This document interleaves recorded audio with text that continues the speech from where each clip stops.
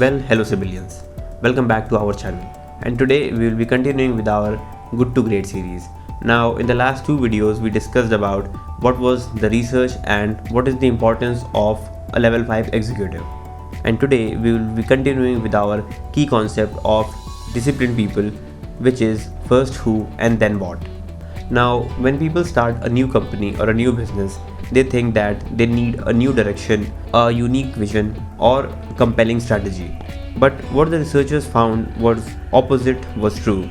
The good to great companies didn't look for a new vision, a new direction, or a unique strategy to outrun their competitors.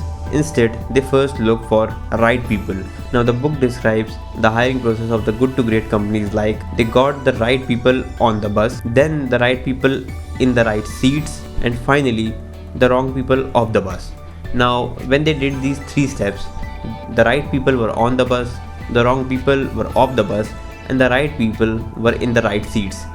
Now, this means that if a person was hired, he was given a task that was more suited to his talents, skills, and personality, which optimizes performance and gives greater output. But before we begin to explore more on this topic, I would like to tell you that this is a channel of the entrepreneurs, by the entrepreneurs, and for the entrepreneurs. And since we are aiming to be the number one entrepreneurship channel in India, please help us by subscribing the channel and share our content with your friends and families to educate them further on the topic of business and entrepreneurship. And please follow us on Instagram. Our community of like-minded people is growing bigger day by day. And now we come back to our topic. So the good to great companies focused on people first, and then they thought what to do. And hence this concept is known as first who, then what. So if you want to build a great company or you want to turn your good company into a great one, you simply need to focus on the right people and put them into the right places, and a good to great transformation will happen gradually. You don't need to work very hard on it. Now, what the researchers found out was that the right people don't need to be managed or fired up. They are self-motivated by their inner drive, and hence you don't need to micromanage or motivate them on a daily basis. And it also doesn't matter if you have the wrong people on the bus, as even after discovering the right direction, you still won't have a great company. Even if you have 1000 average employees, you will never make a great company. On the other hand, having just a few handful of great employees can transform your good company to a great one. Now, what the researchers found out is that a good employee is worth more than his salary, and a capable management team comprising of highly educated executives will prove more beneficial than any other strategy or future plan for the company in the long term. Now, you might think it's a very simple old idea to get the best employees in order to create the best team, but it's the degree of sheer hard work and rigor that is needed in people decisions. The comparison companies followed a different model. Now, that model was like a genius with 1,000 helpers. Now, it's a genius at the topmost level, and he or she is held by approximately 1,000 helpers. When a genius is there, everything's rainbows and sunshine. But as soon as he or she leaves, the company falls down like a deck of cards. When there's a competent team, they aren't clueless about what to do without a leader. They can cooperate with him and even without him, that too effectively and efficiently. Now, the researchers also found that there was no correlation whatsoever between compensation and performance of an executive. Many companies gave huge salaries, bonuses, stock options, and even incentives to their top executives. But do they really reap any positive results? The answer is a straight no. In good to great companies, compensation and incentives are an important part, but for very different reasons. Now, the purpose of a compensation system should not be to get the right behaviors from the wrong people, but to get the right people on the bus in the first place, and then to keep them there for as long as possible.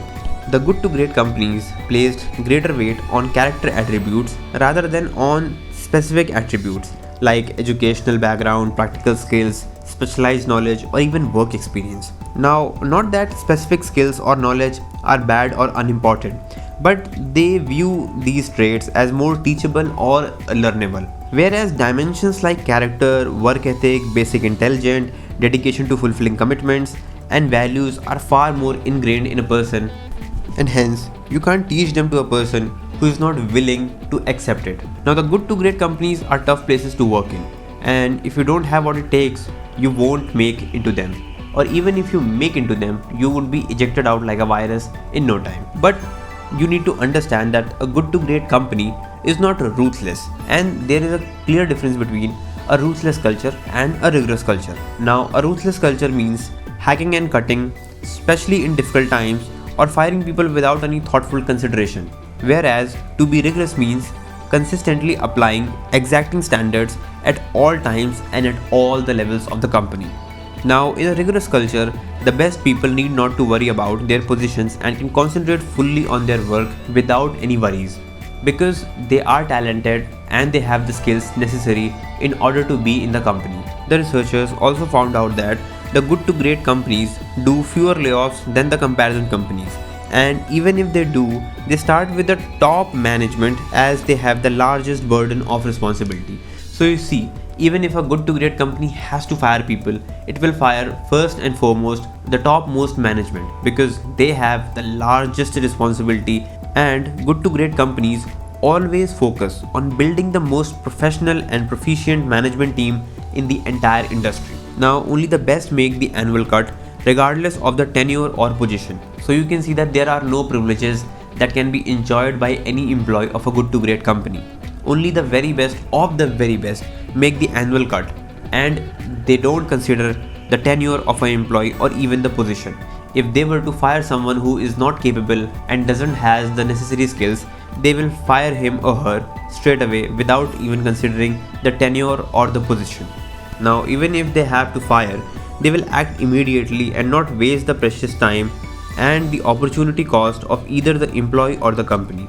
Now, many times a comparison company will take a lot more time to fire an employee just for the convenience of the company or the employee.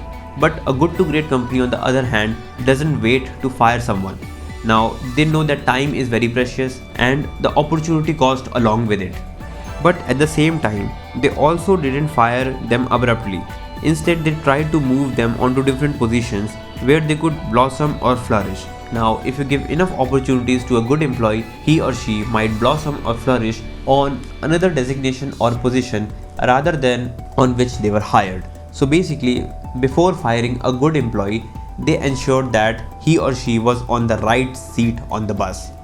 Now, the good to great companies did knew that it was really time consuming, but they knew that it was beneficial in the long term, not just for the company but also for the employee. The employee would have a great working culture and the company would have a great employee.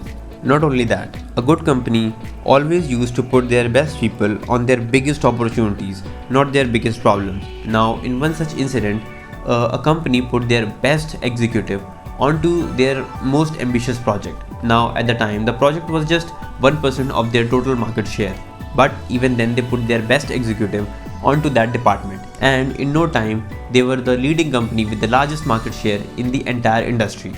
These were some of the findings of the key concept first who then what. Now basically, if we have to wrap up this topic, all we can say is that you don't need a particular vision, a unique strategy or a new direction. You just need good employees, and you should have a capable system to shortlist them, to hire them, and make sure that they are on the company for as long as possible. Thank you for being with us till the end, and we'll meet you in the next one.